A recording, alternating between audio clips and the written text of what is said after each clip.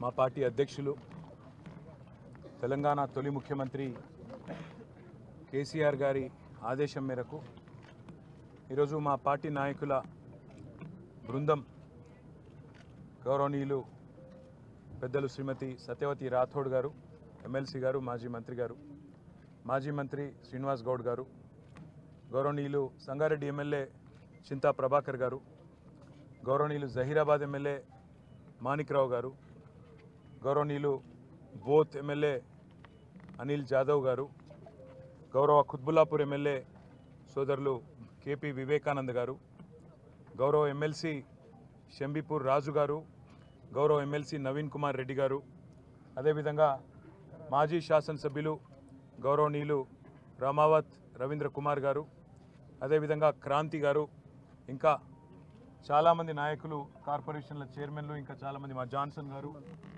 మాజీ ఎమ్మెల్యే బాల్కా సుమన్ గారు, ఇంకా చాలామంది నాయకులందరం కూడా కలిసి ఈరోజు లగచర్లలో జరిగిన నిరసనలో సమిధలుగా మారిన పేదలు ఎవరైతున్నారో తమ భూములు తమకే ఉండాలి, మార్కెట్లో 60-70 లక్షలు ఎకరానికి ఉన్న భూములు ప్రభుత్వం అడ్డికి పావు షేరుకు రియల్ ఎస్టేట్ దందా చేసేందుకు గుంజుకుంటామంటే, మాకున్న జీవితాన్ని లాగేసుకుంటామంటే, ఉన్న మొత్తం జమీన్ అంతా గుంజుకుంటామంటే అట్లెట్లా ఒప్పుకుంటామని చెప్పి 9 నెలలుగా పోరాటం చేస్తున్న లగచర్ల, హకీంపేట, ఆ పక్కనే ఉండే 2 తాండాల అన్నదమ్ములు, ఆడబిడ్డలు నిన్న మొన్న ఈరోజు వరుసగా రాష్ట్రం మొత్తం చూస్తుంటే రోధిస్తున్నారు, ఆక్రోషిస్తూ ఉన్నారు. కష్టపడి సాధించుకున్న తెలంగాణలో ఇవాళ ఒక రాబందు మాదిరిగా రేవంత్ రెడ్డి అనాలోచితంగా ఏ ఫార్మా కంపెనీలు అంటే కాలుష్యం అని ఆయననే ప్రచారం చేసిండో అదే ఫార్మా కంపెనీని కొడంగల్ తెస్తా, ఇక్కడ పెడతా, దానికి 3000 ఎకరాలు కావాలా అని చెప్పి పేదల భూములు గుంజుకుంటుంటే వాళ్ళు మరలబడ్డారు. వాళ్ళు మరలబడితే 9 నెలలు వాళ్ళు పోరాటం చేసినా ఎవడూ పట్టించుకోకపోతే అధికారులు వస్తే వాళ్ళు నిరసన చెప్పినారు. నిరసన చెప్తే అందులో చాలా దుర్మార్గమైన పరిస్థితి. వాళ్ళ మేము ఇక్కడ ఉన్న 16 మందిని కలిసినాం. వాళ్ళల్లో ఒక ప్రభుత్వ ఉద్యోగి ఉన్నాడు, ఒక పంచాయత్ సెక్రటరీ, సోదరుడు పేరు రాఘవేంద్ర యాదవ్. ఆ తమ్ముడు చెప్తున్నాడు, అన్నా నేను ఇది మరి వీళ్ళు ఎట్లా పనిచేస్తున్నారో నాకు అర్థం కావట్లేదు. నేను ప్రభుత్వమే చెప్పిన కులగణన అనే కార్యక్రమంలో దినమంతా పాల్గొన్నా, వచ్చి ఆ సంఘటన జరిగినప్పుడు అక్కడ లేను. సాయంత్రం మొత్తం వేరే మండలంలో పాల్గొని నేను ఇంటికి వస్తే సాయంత్రం నన్ను గుంజుకపోయినారని చెప్తా ఉన్నాడు.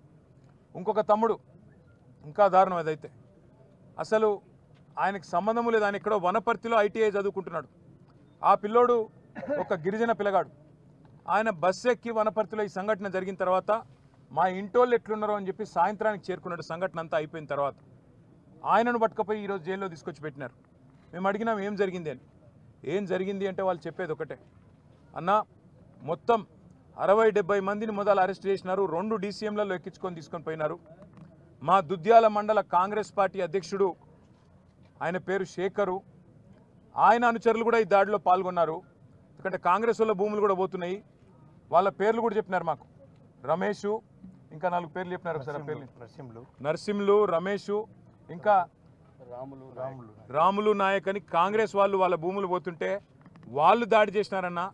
మొత్తం 70 మందిని తీసుకుపోయినారు. ముందు తీసుకుపోయినాక తిరుపతి రెడ్డి ఫోన్లో ఆదేశాలు ఇస్తున్నాడు.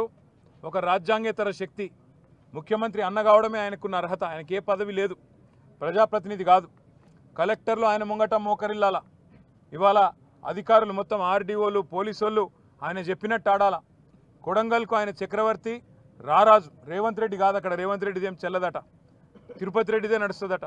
ఆ తిరుపతి రెడ్డి శిష్యుడు శేఖరు మండల కాంగ్రెస్ పార్టీ ప్రెసిడెంట్. ఈ 70 మందిని తీసుకపోతే, 2 DCMలు ఎక్కించి తీసుకపోతే అందులో ఎవరెవరు BRS వాళ్ళు వాళ్ళను మాత్రమే ఇవాళ 21 మందిని రిమాండ్కు పంపినారు, మిగతా వాళ్ళందరినీ ఇంటికి పంపినారు. అలా కాంగ్రెస్ వాళ్ళు దాడి చేసిన వాళ్ళల్లో ఇప్పుడు నేను చెప్పిన పేర్లు ఉన్నాయి, వీడియోలో కనబడతారు, మీరు చూడండి. వాళ్ళని మాత్రం ఇంటికి పంపి ఎవరెవరైతే BRS వాళ్ళో వాళ్ళనే పెట్టండి జైల్లో అని చెప్పి ఈ దాడి మొత్తం BRS వాళ్ళే చేయించిండ్రు. ఈ దాడి మొత్తం రాజకీయ దాడి, ప్రజలు చేసింది కాదు అనే ఒక కుట్ర ప్రభుత్వం చేస్తున్నది. అనుముల రేవంత్ రెడ్డి చేస్తున్నాడు, ఆయన అన్న అనుముల తిరుపతి రెడ్డి ఆ మండల కాంగ్రెస్ పార్టీ అధ్యక్షుడు చేస్తూ ఉన్నాడు.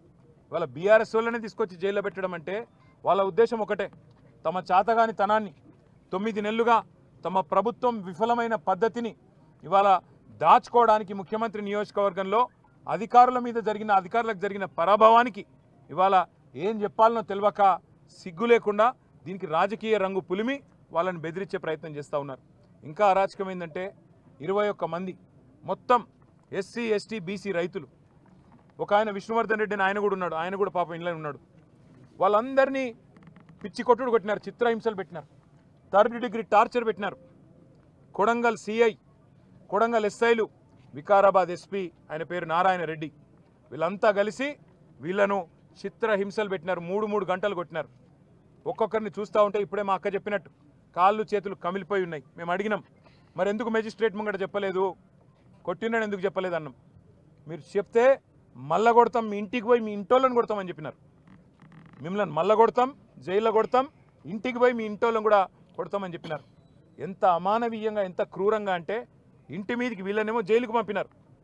ఇంటి మీదికి బందిపోట్లను పట్టుకరానికే, ఒసామా బిన్ లాడెన్ లాంటి తీవ్రవాదులను పట్టుకరానికే ఎట్లయితే కూంబింగ్ ఆపరేషన్ చేస్తారో 100 మంది పోలీసులు వచ్చి ఇంటింటికి పోయి తలుపులు దర్వాజాలు తన్నుకుంటూ, గుద్దుకుంటూ, పగలగొట్టుకుంటూ, తాగి బూతులు మాట్లాడుతూ కొంతమంది ప్రైవేట్ వ్యక్తులు, నేను పోలీసు వాళ్ళు అంటలేను, ప్రైవేటు వ్యక్తులు కొంతమంది కాంగ్రెస్ పార్టీకి సంబంధించిన వాళ్ళు తాగి బూతులు మాట్లాడుతూ ఆ ఇండ్ల మీద దాడి కూడా చేయడం జరిగింది. అక్కడ ఉన్న మహిళలు, అక్కడ ఉన్న ముసలోళ్ళని భయభ్రాంతులు, పిల్లల్ని భయభ్రాంతులకు గురి చేయడం జరిగింది.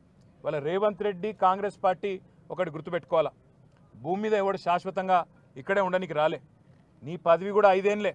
అందులో మీ ఢిల్లీ వాళ్ళ కోపం వస్తే రేపో ఎల్లుండే తీసి పారేసినా కూడా దిక్కులేదు నీకు. నేను ఒకటే గుర్తు చేస్తున్నా, రేవంత్ రెడ్డి చక్రవర్తివి కాదు, నువ్వేమి రాజువు కాదు, నువ్వేమి పెద్ద నియంతవు కాదు. నీలాంటి వాళ్ళు చాలామంది వచ్చిండ్రు, చాలామంది వస్తారు ఇంకా భవిష్యత్తులో. ఒకటి మాత్రం పక్కా, పేదవాళ్లతోని ఎస్సీ ఎస్టీ బీసీలు, చిన్న సన్నకారు రైతులు ఉన్న మొత్తం భూమిని నేను గుంజుకుంటా, ఏమన్నా చేస్తా, నేను కొడంగల్ మాత్రం మా అల్లునికి ఫార్మా కంపెనీ పెట్టిస్తా అంటే ఇది తెలంగాణ సమాజం మాత్రం తప్పకుండా తిరగబడుతుంది. ఇలా కొడంగల్ మరలబడ్డది, రేపు తెలంగాణ మొత్తం మరలబడుతుంది. నీకు బాగా ఉన్నది, ఏదో కుట్ర అని చెప్పాలి, ఏందో జరిగిందని చెప్పాలి, జైల్లో పెట్టాలి. మా పట్నం నరేందర్ రెడ్డిని కూడా జైల్లో పెట్టిండు. సరే, రాజకీయ నాయకులను మమ్మల్ని జైల్లో పెడితే పెట్టినావు, మేము చూసుకుంటాం. ఎందుకంటే నిన్ను ఏం చేయాలో రేపు మేము అధికారంలోకి వచ్చినాక మాకు కూడా తెలుసు, మేమేం వదిలిపెట్టాం. కానీ ఒకటి మాత్రం పక్కా, ఇవాళ ఈ 21 మందిని ఎవరినైతే నువ్వు జైల్లో పెట్టినావో వాళ్ళ కుటుంబాలు, వాళ్ళ ఉసురు నీకు, నీ పార్టీకి తప్పకుండా తాకుతుంది. ఏ పేద ప్రజల ఓట్లతోనైతే కొడంగల్లో గెలిచినవో, ఏ పేద ప్రజలకైతే 420 హామీలు ఇచ్చి 6 గ్యారంటీలు 100 రోజులని నమ్మబలికి అఫిడవిట్లలో సంతకం పెట్టి గెలిచినవో, ఇలా వాళ్ళ ఉసురు పోసుకుంటున్నావు చూడు, తప్పకుండా వాళ్ళ ఉసురు నీకు తాకుతుంది. నేను ఒకటే మాట చెప్తా ఉన్నా, ఆ కుటుంబాలన్నిటికీ కూడా మీకు మొత్తంగా బీఆర్ఎస్ అండగా ఉంటుంది. తప్పకుండా 21 కుటుంబాలను మిమ్మల్ని బయటికి తీసుకొచ్చేదాకా బెయిల్ మీద న్యాయ పోరాటం మేమే చేస్తాం. రాఘవేంద్ర యాదవ్ అనే తమ్ముడికి నేను చెప్పిన, తమ్ముడు నా ఉద్యోగం ఏమవుతుంది అన్నా అని అడిగిండు. నీ ఉద్యోగం ఏం కాదు, రేవంత్ రెడ్డి మెడలు వంచైనా సరే నీ ఉద్యోగం అవసరమైతే సుప్రీంకోర్టు దాకా కొట్లాడతాం, నీ ఉద్యోగం పోనీయం తమ్ముడు అని చెప్పిన. అట్లాగే మిగతా తమ్ముళ్ళు కూడా ఎవరైతే భయపడుతున్నారో, ఇవాళ తిరుపతి రెడ్డి దౌర్జన్యాలకు, పోలీసు వాళ్ళ దురాగతాలకు భయపడుతున్నారో వాళ్ళకు నేను విజ్ఞప్తి చేస్తా ఉన్నా, మిమ్మల్ని ఇంతకంటే పీకేదేం లేదు. ఇప్పటికే కేసులు పెట్టిండ్రు, అటెంప్ట్ మర్డర్ కేసు పెట్టిండ్రు, ఇక జైలు అనేది తెచ్చి పెట్టిండ్రు. ఇంతకంటే మీకేం పీకేదేం లేదు, ఇంకా ఉరి శిక్ష వేసేదైతే లేదు. ఆడ జరిగిన దాన్ని ఏదో దానికి మసిపూసి మారేడికాయ చేసి పెద్దగా చేసే ప్రయత్నం చేసి తన అసమర్థతను, తన చేతగాంతనాన్ని, తన చేవలేనితనాన్ని ఇవాళ రేవంత్ రెడ్డి కప్పిపుచ్చుకునే ప్రయత్నం చేస్తూ ఉన్నాడు. ధైర్యంగా ఉండండి, ప్రజాస్వామ్యబద్ధంగా కొట్లాడదాం. 60-70 లక్షల ఎకరం విలువ చేసే భూమిని 10 లక్షలకి అడ్డికి పావుషేరు గుంజుకుంటానంటే తప్పకుండా మీకు అండగా మేముంటాం. న్యాయస్థానాల్లో కూడా మీకు అండగా మేము నిలబడతాం. ఎవ్వరు కూడా బెదిరించినా, ఎందుకంటే వాళ్ళు భయపడుతున్నారు, బయటికి వచ్చినాక బెదిరిస్తారన్నా, మళ్ళీ కేసులు పెడతారన్నా, మళ్ళీ జైలుకు పంపుతారన్నా, మేము సంతకాలు పెట్టాల్సి వస్తుందేమో అన్నా అని చెప్పి వాళ్ళు భయపడతా ఉన్నారు. వాళ్ళకి మేము అదే చెప్తా ఉన్నాం. బయట ఉండే ఇక్కడ సంగారెడ్డిలో కూడా మొన్న న్యాల్కల్లో ఇక్కడ కూడా మొన్న ఆందోళన జరిగింది.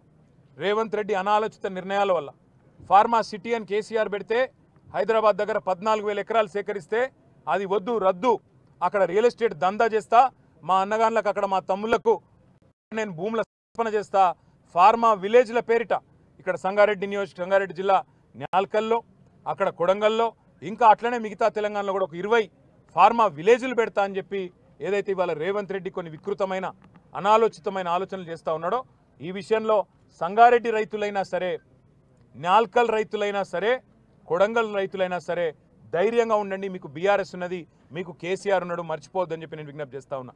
మీకు ప్రజాస్వామికంగా రావాల్సింది, న్యాయంగా రావాల్సింది ఇప్పించేదాకా మేము మీకు అండగా నిలబడతాం. వీళ్ళు ఎన్ని అక్రమ కేసులు పెట్టినా, ఎన్ని అక్రమ నిర్బంధాలు చేసే ప్రయత్నం చేసినా తప్పకుండా అవి మేము ఎదుర్కొంటాం. ఇవాళ సంగారెడ్డి కేంద్ర జైల్లో ఇవాళ వాళ్ళందరినీ కలిసిన తర్వాత మాకు అనిపించింది ఒకటే, తప్పకుండా ఈ ప్రభుత్వం పేదవాడి ఉసురు తాకి పేదవాడి కన్నీళ్లలోనే ఇవాళ గిరిజన బిడ్డలు కన్నీళ్లు పెడతా ఉంటే అన్నా మమ్మల్ని కొట్టినారు చూడు అంటే వాళ్ళు నిజంగా కూడా ఒక్కొక్కరు ఇప్పుడే అనిల్ జాదవ్ చెప్పినట్టు 30-40 కిలోలు కూడా లేని పిల్లలు, వాళ్ళు పాపం మాల్ న్యూట్రిషన్తో బాధపడే పిల్లలు, బట్టలు కూడా చక్కగా లేవు. వాళ్ళు కలెక్టర్ను కొట్టినరు, అటెంప్ట్ మర్డర్ అని పెట్టడానికి నీకు మనసెట్లా ఒప్పింది రేవంత్ రెడ్డి అని నేను అడుగుతా ఉన్నా. చేతనైతే మాతోని కొట్లాడు, చేతైతే రాజకీయ నాయకులుగా మాతోని తలపడు, అంతేగాని పేదలకు ఈ రకమైన కష్టం కలిగించవద్దు. బేషరతుగా ఇక్కడైనా సిగ్గు తెచ్చుకొని ఈ కేసులన్నీ వెంటనే రద్దు చేయాలి, వాళ్ళని వెంటనే విడుదల చేయాలని చెప్పి మేము డిమాండ్ చేస్తూ ఉన్నాం. దాంతోపాటు ఇంకా రాష్ట్ర వ్యాప్తంగా ఫార్మా విలేజ్ల పేరిట సంగారెడ్డిలో కావచ్చు, ఇంకొకడ కావచ్చు, ఏదైతే ఇవాళ పేదల నోళ్లు కొట్టే ప్రయత్నం జరుగుతుందో తప్పకుండా అక్కడ కూడా బీఆర్ఎస్ పార్టీ పేదలకు అండగా ఉంటుంది, రైతులకు అండగా ఉంటుంది అనే మాట కూడా మీకు చెప్తూ, ఆ కుటుంబాలన్నిటికి కూడా మేము బయట కూడా మా అక్క కూడా ఇప్పుడే చెప్పింది, ఒక ప్రెగ్నెంట్ అమ్మాయి ఉంది అందులో జ్యోతి అని. రేపు సత్యవతి రాథోడ్ గారు స్వయంగా ఆ అమ్మాయిని హాస్పిటల్ కూడా తీసుకొని పోతా ఉన్నారు. ఇది బీఆర్ఎస్ పార్టీ యొక్క మానవత్వం. ఇవాళ బీఆర్ఎస్ అనే పార్టీ ఈ రాష్ట్రంలోని పేద వర్గాలందరికీ అన్ని రకాలుగా అండగా ఉంటుంది. ఏ కష్టం వచ్చినా మేము ఉంటామనే మాట మళ్ళొక్కసారి చెప్తూ, మరి మీకు కూడా మీడియా మిత్రులకు గత 2 రోజులుగా ఈ సంఘటన అన్నింటిని కూడా కవర్ చేస్తున్నందుకు మీకు కూడా ప్రత్యేకంగా ధన్యవాదాలు, నమస్కారాలు. జై తెలంగాణ.